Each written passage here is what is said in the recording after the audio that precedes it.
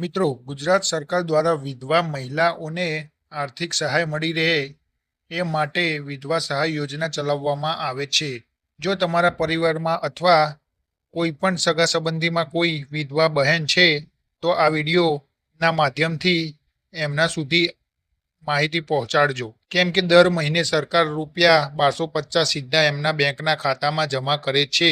તો મિત્રો, આપણે આ વિડીયોમાં જાણીશું કે આ યોજનાનો લાભ કેવી રીતે લઈ શકાય, કયા કયા કાગળિયાની જરૂર પડશે, આ યોજનામાં ફોર્મ કેવી રીતે ભરવાનું, એવી તમામ માહિતી આપણે આ વિડીયોમાં જોવાના છીએ. એ પહેલાં મિત્રો, વિડીયોને લાઈક કરજો. ચેનલ પર નવા હોય તો ચેનલને સબસ્ક્રાઈબ કરી દેજો.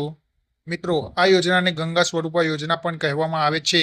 યોજનાનો મુખ્ય હેતુ પતિના અવસાન થયા બાદ આર્થિક મુશ્કેલીઓનો સામનો કરતી વિધવા મહિલાઓને આર્થિક સહારો આપવાનો છે. લાભાર્થી મહિલાને દર મહિને 1250 રૂપિયાની સહાય આપવામાં આવે છે. સૌથી પહેલાં એ જોઈએ કે આ ફોર્મ ભરવાની પાત્રતા શું હોવી જોઈએ. તો એમાં મહિલાની ઉંમર 18 વર્ષથી વધારે હોવી જોઈએ.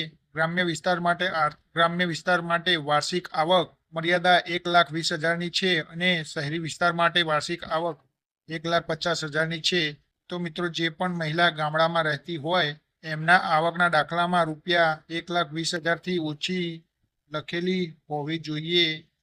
જ્યારે જે વિધવા બહેનો શહેરમાં રહેતી હોય તેમના આવકના દાખલામાં 1,50,000 આવક લખેલી હોવી જોઈએ અને અરજદાર મહિલા વિધવા હોવી જોઈએ. તો બસ આટલી જ પાત્રતા છે. ખાસ તો એ કે તમારી પાસે પૂરતા ડોક્યુમેન્ટ હોવા જોઈએ. ડોક્યુમેન્ટની વાત કરીએ તો આધાર કાર્ડ, પતિનું મરણનું પ્રમાણપત્ર, આવકનો દાખલો, ચૂંટણી કાર્ડ, બેંકની પાસબુક, પાસપોર્ટ સાઇઝનો ફોટો, એલસી અથવા જન્મનો દાખલો, રેશન કાર્ડ, આ બધા જ ડોક્યુમેન્ટની જરૂર પડશે.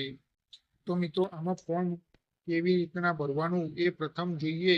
તો મિત્રો, આમાં ફોર્મ ઓફલાઈન ભરવાનું રહેશે અને પછી વિધવા મહિલાના બેંકના ખાતામાં દર મહિને રૂપિયા 1250 જમા થશે. તો મિત્રો, આવી રીતના આ યોજનાનો લાભ લઈ શકાય છે. વિડીયોને લાઈક કરજો અને વિડીયોને વધુમાં વધુ શેર કરજો.